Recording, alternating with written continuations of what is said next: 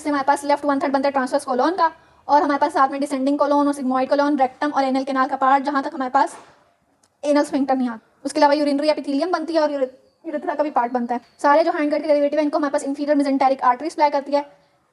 The junction between the segment of transverse colon, जो midgut से पहले वाला सेगमेंट है ना, मिडगट से ड्राइव हो रहा है, उसको हमारे पास करेगी सुपीरियर मेसेंटेरिक आर्टरी, और जो उसके बाद वाला है उसको करेगी इंफीरियर मेसेंटेरिक आर्टरी, क्योंकि हमारे पास इसके दो सोर्सेज बनते हैं ना ट्रांसवर्स कोलोन के। और जो डिसेंडिंग कोलोन है वो रेट्रोपेरिटोनियल होती है, और इसकी जो हमारे पास मेसेंट्री है वो फ्यूज कर जाती है पैराइटल पेरिटोनियम के साथ और लेफ्ट पोस्टीरियर वॉल के साथ जाके फ्यूज हो जाती है, डिसअपेयर हो जाती है, जिसकी वजह से हमारे पास डिसेंडिंग कोलोन जो है वो रेट्रोपेरिटोनियल ऑर्गन बन जाती है। कोलोएका की बात करें तो हमारे पास कॉर्डल पार्ट जो था ना हाइंड गट का, उसको हमने कोलोएका कहा था। कोलोएका एक चैम्बर है जिसके अंदर हमारे पास हाइंड गट और एलेंटॉइस एम्प्टी होता है। ये इसके अंदर एंडोडर्म से लाइन हुआ होता है ये मेंबर चैम्बर, और इसके ऊपर जो मेम्ब्रेन होती है उसको हम कहते हैं कोलोएकल मेम्ब्रेन। कोलोएकल मेम्ब्रेन जो है वो रिसीव करती है एंडोडर्म ऑफ क्लोएका और ectoderm of anal pit.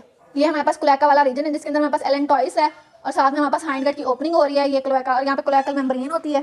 Cloaca की पार्टीशनिंग होती है डोर्सल और वेंट्रल पार्ट में बाय यूरोरेक्टल सेप्टम। यूरोरेक्टल सेप्टम इसको इन्वेड करता है, जिससे हमारे पास एलेंटॉइस वाला पोर्शन अलग हो जाता है, हाइंड गट वाला पोर्शन अलग हो जाता है। जब ये सेप्टम ग्रो करता है तो हमारे पास क्लोएकल मेम्ब्रेन की तरफ ये ग्रो करता है, तो यहाँ पे ये फोक लाइक एक्सटेंशन बन जाती है जो कि हमारे पास इनफोल्डिंग बनती है वॉल ऑफ क्लोएका के अंदर। इससे हमारे पास क्या होता है रेक्टम, इससे हमारे पास क्लोएका के तीन पार्ट्स बन जाते हैं। रेक्टम क्रेनियल पार्ट जो है वो बनाते हैं एनल कैनाल, और उससे पीछे वाला पार्ट जो है दरमियान वाला जो है वो यूरोजेनिटल साइनस बना देता है। ये हमारे पास यूरोरेक्टल सेप्टम आया, इसने इन्वेड किया और हमारे पास बन गया यूरोजेनिटल साइनस और साथ में बन गया रेक्टम और एनल पिट। क्लोएका जो है वो हमारे पास इंपॉर्टेंट क्रूशियल रोल प्ले करता है एनोरेक्टल डेवलपमेंट के अंदर। इससे हमारे पास एनस और रेक्टम डेवलप होना है। इसमें हमारे पास ये होता है कि यूरोरेक्टल सेप्टम जो है वो फ्यूज नहीं करता क्लोएकल मेम्ब्रेन से, और एनल मेम्ब्रेन जो है वहाँ पे एग्जिस्ट नहीं करता। जैसे हमारे पास पूरी जीआईटी में होता आ रहा है कि पहले एपिथेलियल प्लग इसको क्लोज कर देता है मेम्ब्रेन, पूरा जो ल्यूमेन बनता है उसको, और फिर दोबारा से रिक्लाइनेशन होती है, उससे हमारे पास एनल पिट बन जाती है। एनल कैनाल जो है उसके अंदर हमारे पास दो एरियाज बनते हैं, वो हमारे पास क्यों बनते हैं पैक्टिनेट लाइन की वजह से। पैक्टिनेट लाइन से ऊपर वाला एरिया होता है और पैक्टिनेट लाइन से नीचे होता है। पैक्टिनेट लाइन से नीचे एक और लाइन भी होती है जिसको हम व्हाइट लाइन कहते हैं। अब हम अगर बात करें superior 2/3 of adult anal canal जो है वो हमारे पास हाइंड गट से ड्राइव होता है, इंफीरियर 1/3 जो है वो एनल पिट से ड्राइव हुआ होता है, यानी कि एक्टोडर्म से ड्राइव हुआ होता है। जहाँ पे इन दोनों का जंक्शन होता है वहाँ पे हमारे पास एक लाइन बनती है जिसको हम कहते हैं पैक्टिनेट लाइन, और पैक्टिनेट लाइन जो है उससे 2 सेंटीमीटर सुपीरियर वो होती है। वो हमारे पास एनल वेल की इंफीरियर लिमिट होती है approximately 2 centimetre superior to anus. जो एनस आउटर ओपनिंग है इससे 2 सेंटीमीटर ऊपर हमारे पास एक और लाइन होती है जिसको हम एनोक्यूटेनियस लाइन या व्हाइट लाइन कहते हैं। ये हमारे पास कंपोजिशन क्या होती है व्हाइट लाइन की, यहाँ पे स्ट्रेटिफाइड स्क्वैमस सेल होते हैं और यहाँ से एपिथेलियम चेंज हो रही होती है। एपिथेलियम जो है वो स्ट्रेटिफाइड कलमनर एपिथेलियम से यहाँ से स्ट्रेटिफाइड स्क्वैमस एपिथेलियम बन जाती है, जो कि स्किन की एपिथेलियम इससे नीचे हमारे पास कैरेटिनाइज्ड होती है और इससे ऊपर नॉन कैरेटिनाइज्ड होती है। हाइंड गट के ओरिजिन की वजह से सुपीरियर 2/3 जो है वहाँ पे हमारे पास सुपीरियर रेक्टल आर्टरी सप्लाई करती है, और हमारे पास जो कि कंटिन्यूएशन इंफीरियर मेसेंटेरिक आर्टरी की, और वीनस ड्रेनेज यहाँ पे सुपीरियर रेक्टल वेन देती है, और जो हमारे पास लिम्फेटिक ड्रेनेज है वो हमारे पास इंफीरियर मेसेंटेरिक लिम्फ नोड में होती है। और एनल पिट वाला जो रीजन है यानी कि जो नीचे वाला रीजन है हमारे पास पैक्टिनेट लाइन से, इसके अंदर हमारे पास क्या होता है कि इंफीरियर रेक्टल आर्टरीज आती हैं जो कि ब्रांच है इंटरनल पेडेंटल आर्टरी की। उसके बाद वीनस ड्रेनेज यहाँ पे आती है इंफीरियर रेक्टल में, और लिम्फ नोड कौन से होते हैं सुपरफिशियल इंग्वाइनल लिम्फ नोड, और नर्व सप्लाई होती है इंफीरियर रेक्टल नर्व जो कि सेंसिटिव होती है पेन, टच, टेम्परेचर और प्रेशर के। ये difference blood supply, nerve supply, Venus supply और लिम्फेटिक सप्लाई में जो है ये आता है, तो हमारे पास यहाँ पे बन जाती है वाटरशेड लाइन। वाटरशेड लाइन के बनने से ये जो एरिया ये मेटास्टेसिस से प्रिवेंट, मेटास्टेसिस अगर इससे नीचे वाले एरिया में होगी तो वो और जगह पे स्प्रेड करेगी, और इससे ऊपर वाले एरिया के अंदर अगर कैंसर वगैरह स्प्रेड होगा तो वो और जगह से स्प्रेड होगा। सुपीरियर पार्ट में जो ट्यूमर बनते हैं वो पेनलेस होते हैं, और जो इंफीरियर पार्ट में बनते हैं वो पेनफुल होते हैं। जो सुपीरियर 2/3 है वो हाइंड गट से ड्राइव हुआ है, इंफीरियर 1/3 जो एनल पिट से ड्राइव हुआ है। जो सुपीरियर 2/3 है वहाँ पे एंडोडर्मल लाइनिंग है, जबकि यहाँ पे एक्टोडर्मल लाइनिंग है। यहाँ पे कोलमनर एपिथेलियम है, यहाँ पे स्ट्रेटिफाइड स्क्वैमस एपिथेलियम है।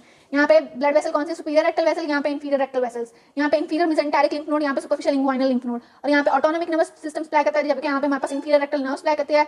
यहाँ पे पेनलेस ट्यूमर बनेगा इंफीरियर 1/3 के अंदर हमारे पास पेनफुल ट्यूमर बनेगा। इसके बाद एक आता है कंजेनिटल मेगा कोलोन। इसके अंदर हमारे पास ये होता है कि हमारे पास हर्शपिंग डिजीज कहते हैं, जो हमारे पास सिंपैथेटिक चेन के गैंग्लियाज होते हैं ना वो हमारे पास डीजनरेट जब कर जाते हैं। एक गैंग्लियोनोसिस होता है, गैंग्लियन के एब्सेंस होने की वजह से हमारे पास कोलोन जो है वो इनलार्ज हो जाती है, इसको हम कहते हैं कंजेनिटल मेगा कोलोन। हर्शपिंग डिजीज की वजह से हमारे पास जो है न्यूनेटल ऑब्स्ट्रक्शन होती है कोलोन की, और 33% ऑफ ऑल न्यूनेटल ऑब्स्ट्रक्शन जो है वो यही होती है। इस कंडीशन में भी मेल जो है वो फीमेल से ज़्यादा अफेक्टेड होते हैं। रिजल्ट क्या इसके अंदर फेलियर क्या होता है कि हमारे पास जो मीजनर प्लेक्सेस होते हैं और ऑर्बैक प्लेक्सेस होते हैं वो जो है वो डेवलप नहीं होते, उनके डेवलपमेंट ना होने की वजह से हमारे पास जो है मेगा कोलोन की डिजीज आती है जिसको हम हर्शपिंग डिजीज कहते हैं, HSCR। एनोरेक्टल एनोमलीज की बात करें तो हमारे पास most anorectal anomalies result from abnormal development from incomplete separation होकर कोलैका में जो यूरोजेनिटल साइनस और एनोरेक्टल पार्ट थे उन दोनों के दरमियान में अगर इनकम्प्लीट सेपरेशन होगी तो दोनों मिल जाएंगे, दोनों मिलेंगे तो ब्लैडर और यूरेथ्रा जो है वो वेंट्रली लोकेटेड होगा, इसके साथ ही पीछे रेक्टम लोकेटेड हो जाएगा, जिसकी वजह से दोनों चीज़ों का मिक्सल हो जाएगा, फीकल इनकॉन्टिनेंस होगी, और जैसे ही वो रिलैक्स होगा तो डेफिकेशन हो जाएगी। इम्परफोरेट एनस के अंदर हमारे पास मेल्स ज़्यादा अफेक्टेड होते हैं फीमेल से। एनल कैनाल जो है वो इसके अंदर हमारे पास एनोपेरिटोनियल फोसा बनेगा। एनोपेरिनियल फोसा के अंदर हमारे पास ये होगा कि फिस्टुला के अंदर हमारे पास एनस से लेकर बाहर तक जो है वो स्किन तक हमारे पास जो है कम्युनिकेशन डेवलप हो जाएगी और हमारे पास यहाँ से फीकल इनकॉन्टिनेंस वगैरह हो जाएगी। उसके अलावा मेम्ब्रेनस एट्रीजिया ये है कि हमारे पास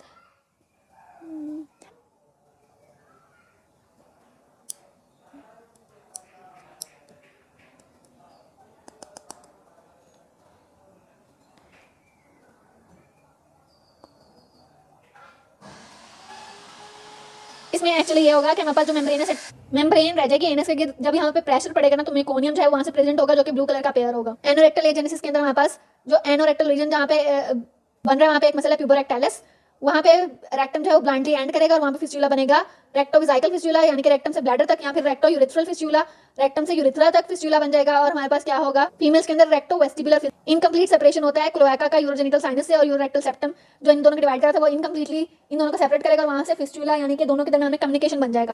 इस कंडीशन में हमारे पास meconium observed in the urine of the female, और वेस्टिब्यूल ऑफ द वेजाइना के अंदर भी हमारे पास मेकोनियम आएगा अगर ये फिस्टूला बनेगा। ये हमारे पास रेक्टो यूरिथ्रल फिस्टूला यानी कि एनस नहीं बना, और हमारे पास यहाँ से रेक्टम से फिस्टूला जो है वो यूरिथ्रा तक चला गया है। ये हमारे पास रेक्टो वेजाइनल फिस्टूला जो कि रेक्टम से वेजाइना के अंदर चला गया, और ये हमारे पास एनोपेरिनियल फिस्टूला, मतलब कि एनल पिट कहीं और है और एनस कहीं और से स्किन से ओपन हो गया। रेक्टल एट्रीजिया कैसे होगा कि हमारे पास रिकनलाइजेशन नहीं हुई, एट्रीजिया हर जगह यूं ही हो रहा है कि रिकनलाइजेशन सही नहीं हुई तो एट्रीजिया हो गया। जीआईटी के अंदर special nervous system enteric nervous system develop हो रहा है, जो कि यहाँ पे डिफरेंट फंक्शंस करा रहा है। जीआईटी के डिफरेंट फंक्शन करा रहा है, ट्रांसपोर्टेशन, सिक्रीशन, डाइजेशन, प्रोटेक्शन वगैरह, और ये सारे जो है ये इंटैरिक नर्वस सिस्टम से कंट्रोल हो रहे हैं, जो कि गट का इंट्रिंसिक सिस्टम है।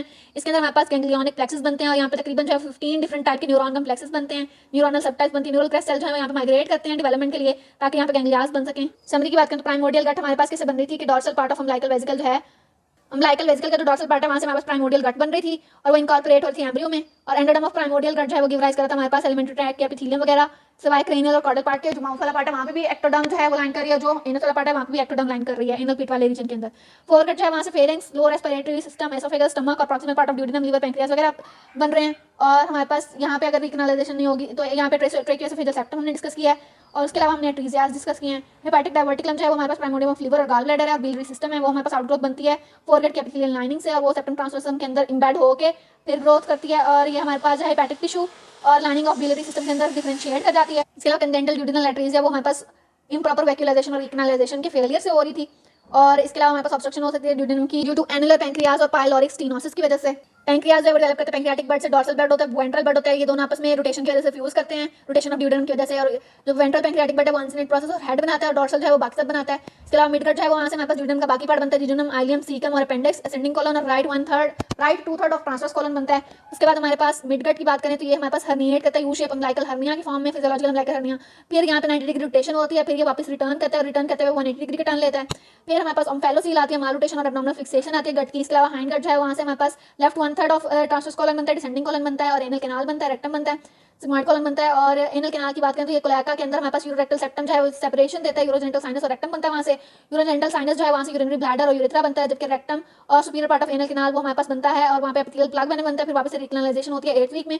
एनोरेक्टल डिफेक्ट जो है एब्नॉर्मल पार्टीशनिंग ऑफ क्लोएका और रेक्टम के दरमियान में एब्नॉर्मल पार्टीशनिंग होती है यूरोरेक्टल सेप्टम से, अगर वो एब्नॉर्मल होगी तो हमारे पास वहाँ पे एनोरेक्टल डिफेक्ट्स आएंगे, जैसा कि रेक्टल एट्रीजिया, फिस्टूलास होंगे रेक्टम और यूरेथ्रा, यूरिनरी ब्लैडर और वेजाइना के दरमियान में।